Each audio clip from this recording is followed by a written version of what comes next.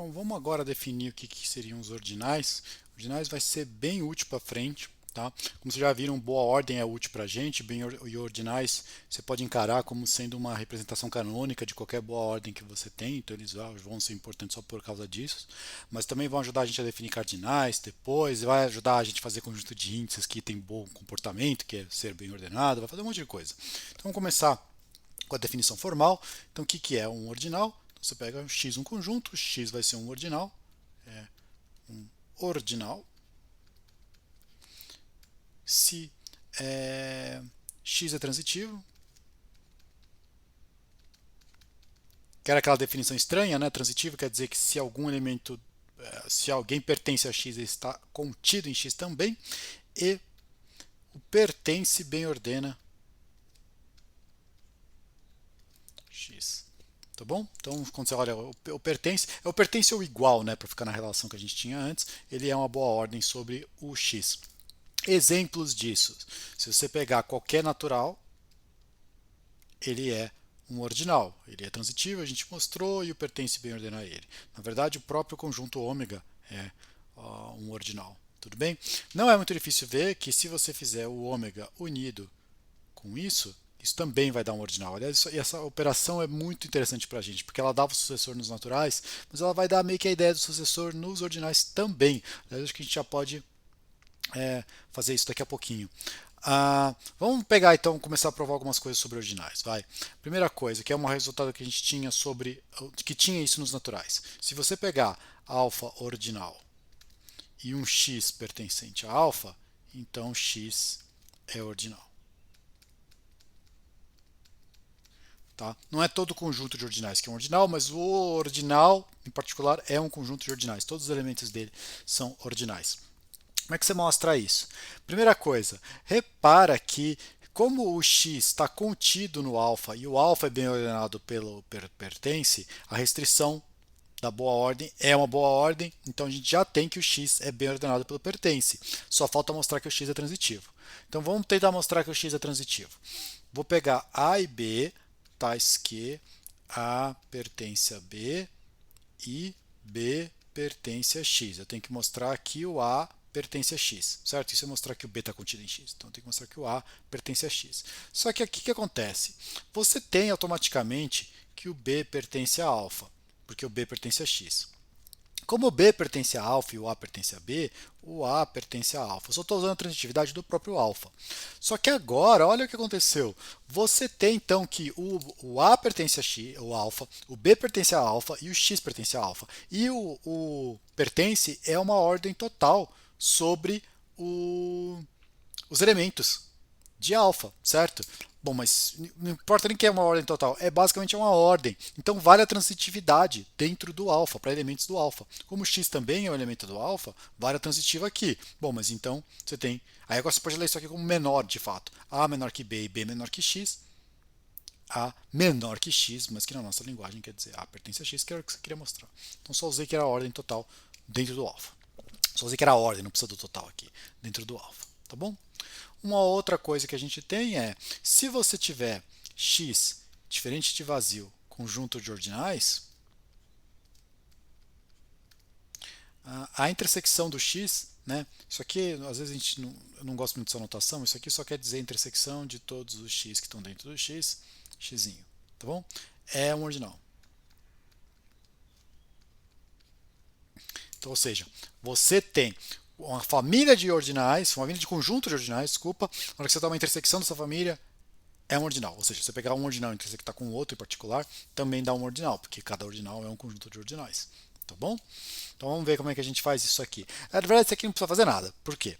Porque, ó, primeira coisa, repara que se você tiver uma família de conjuntos transitivos, a intersecção dessa família também é transitiva. Isso é direto da definição. Tá bom? Porque se pertence está contido, então você já tem tudo direitinho aí. Beleza? Então isso aí já é transitivo. A única coisa que falta é ver que é bem ordenado pelo pertence. Bom, mas pega um alfa que pertence a x, que é um ordinal. Repara que essa intersecção do x está contida em alfa.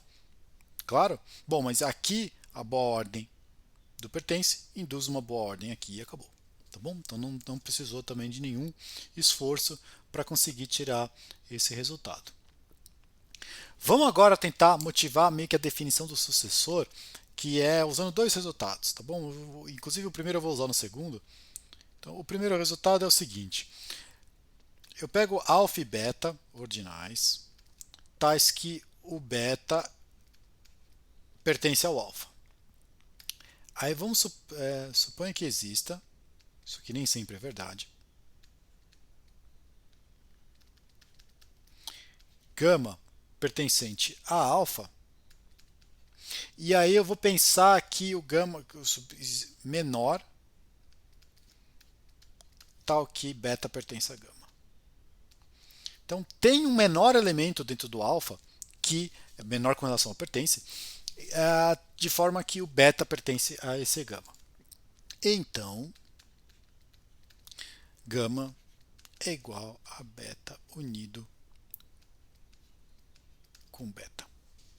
A ideia de, se você ler isso aqui tudo como menor e essa ideia de ser sucessor, o resultado seria óbvio, que é o que? Supõe que você tem dois ordinais, o beta é menor que o alfa, tá? E supõe que existe um gama dentro dos elementos do alfa, de forma que esse gama ele é o menor possível, de forma que ele seja maior que o beta. O gama é o menor possível que seja maior que o beta.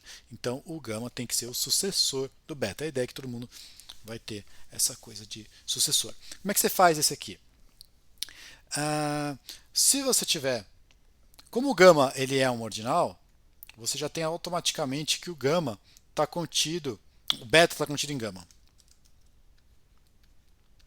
Que como o gama é ordinal, se alguém pertence ao beta, está contido. Tudo bem? Bom, mas se você tem isso, portanto, você já tem que beta unido com beta está contido em gama, certo? Porque esse a gente acabou de ver que está contido e esse aqui, como ele pertence, já deu certo. Falta a outra inclusão, certo? Então, o que eu faço? Eu pego um xi que pertence a gama, peguei um cara aqui, eu tenho que mostrar que ele ou pertence a beta ou é igual a beta. Mas note que pela minimalidade,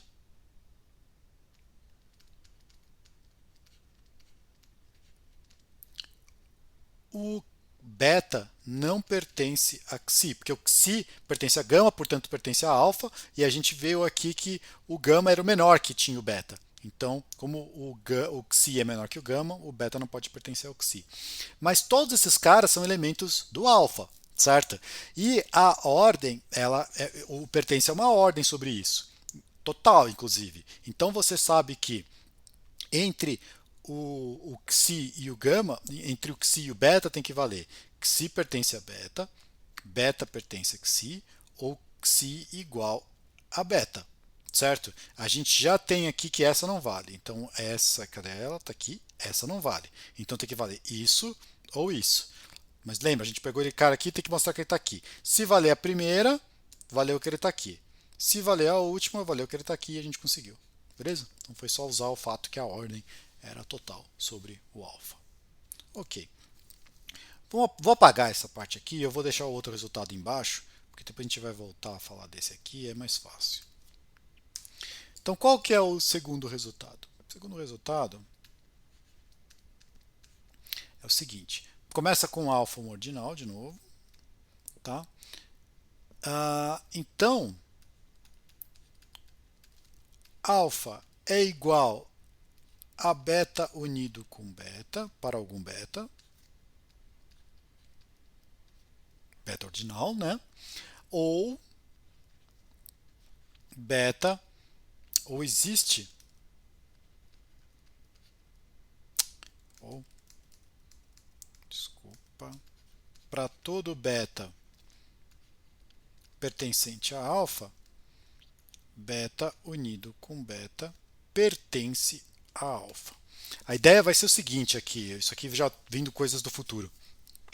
Ou alfa é sucessor de alguém, que é esse primeiro caso. Pensa que isso aqui é como sendo sucessor, como é o caso lá nos naturais. Então, ou alfa é o sucessor de alguém, ou para todos os elementos que estão dentro do beta, do alfa, o sucessor dele também está em alfa. Então, você vai ter ou o alfa está aqui e ele veio imediatamente depois de um outro ordinal, ou você tem que o alfa está aqui e você tem um monte de gente aqui que veio antes e cada um que você pega antes, o sucessor está lá dentro.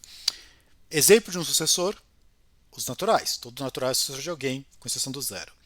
Exemplo de limite, que seria esse que não é o sucessor, é o próprio ômega. Você tem lá o ômega, qualquer elemento do ômega, o sucessor dele também está lá dentro.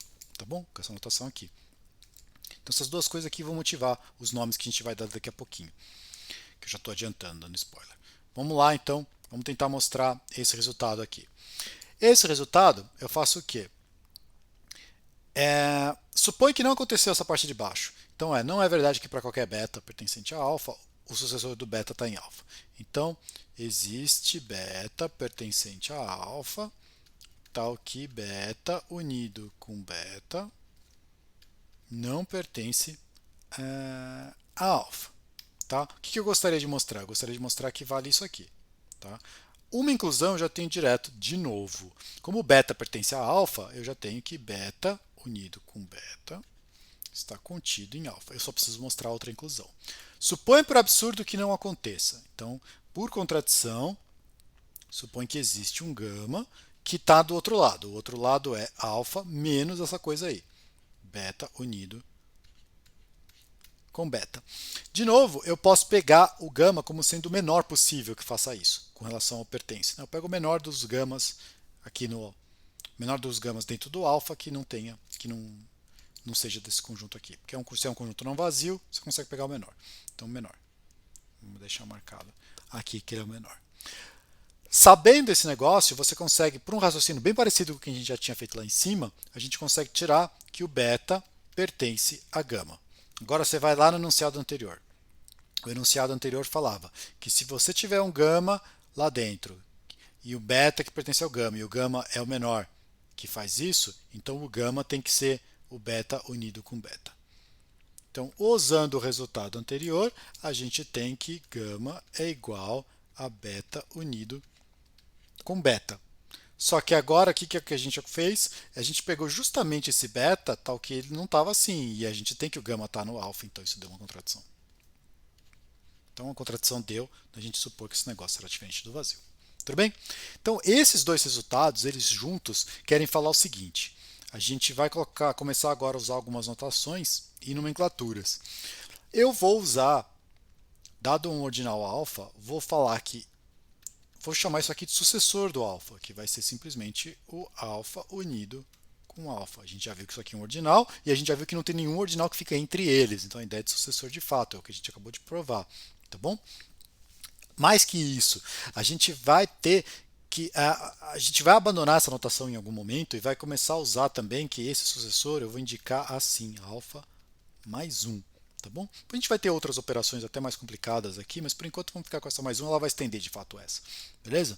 E a gente vai ter aquela nomenclatura que a gente falou, que é ordinal limite contra ordinal sucessor. Todo ordinal vai ser ou sucessor, ou ele vai ser um ordinal limite, quer dizer o quê? Que você vai ter um monte de gente que vem antes, e aí você tem o limite, está aqui, tipo, todos os sucessores dos anteriores estão nos casos lá de baixo. Tá bom? Então isso aí fecha, faz essa coisa. Então é isso.